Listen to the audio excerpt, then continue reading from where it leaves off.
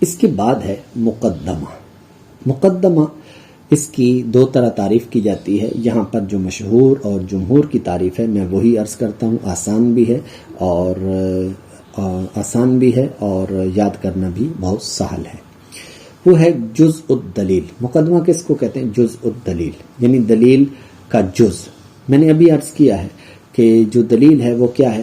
وہ ہے کہ دو قضیوں سے وہ مرکب ہوتی ہے، ایک صغرا کہلاتا ہے اور ایک کبرا کہلاتا ہے۔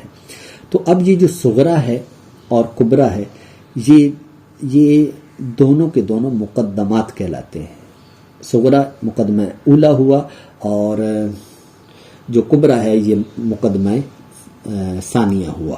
تو اب اس طریقے سے ہمارے پاس یہ دو مقدمے کہلاتے ہیں۔ تو چونکہ دونوں کے دونوں مل کر یہ دلیل بناتے ہیں، اس وجہ سے یہاں پر ان میں سے ہر ایک کہلائے گا مقدمہ، یعنی جزء دلیل، چاہے وہ صغرا ہو تب بھی وہ مقدمہ ہے اور کبرا ہو تب بھی وہ مقدمہ ہے۔